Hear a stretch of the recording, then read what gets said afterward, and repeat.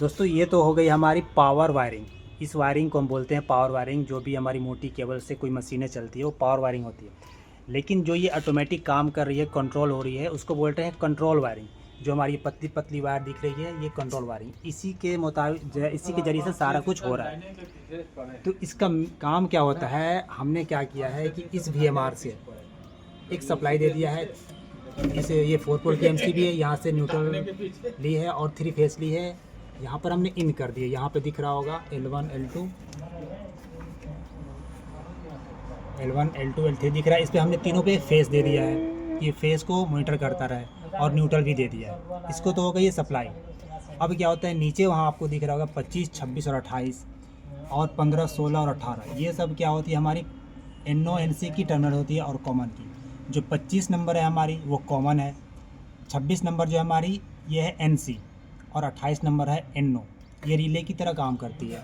हमने कॉमन पे क्या किया है कि एक अलग से फेस दे दिया है, और एक 26 नंबर जो हमारी NC है उसको हमने इस कॉन्टेक्टर को पावर दिया है NC से, NC से। लेकिन उसको हम लोगों ने इस कॉन्टेक्टर से इस कॉन्टेक्टर को इंटरलॉक किया हुआ है, ताकि अगर कभी कोई एक कॉन्टेक्टर ऑन हो तो दूसरा ऑन नहीं होने दे। तो हमने वहाँ से सप्लाई लिया, इस कॉन्टेक्टर को दिया इसके NC पे, ताकि जब ये ऑफ़ हो तो NC से पावर आए और फिर इसके कॉइल पर दे। ये मैं आपको एक ड्राइंग बनाकर आपको बता दूंगा कि कैसे इसकी वायरिंग है।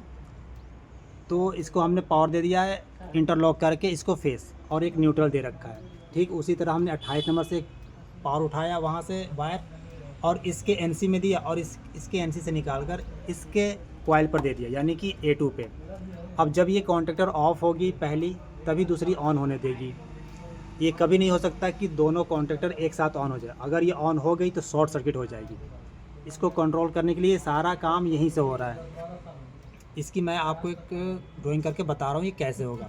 और ये है टाइमर। ये टाइमर इसलिए कभी अगर फेस पलट जाती है तो ये पहले सेंस करेगा कि वाकई फेस पलट गई है। अगर फेस पलट गई है तो 10 सेकंड तक वेट करेगा, उसके बाद ये दूसरे कॉन्टेक्टर को ऑन कर देगा कि ये फेस पलट गई है। तो इसकी वायरिंग मैं आपको ड्राइंग पे बता देता हूँ।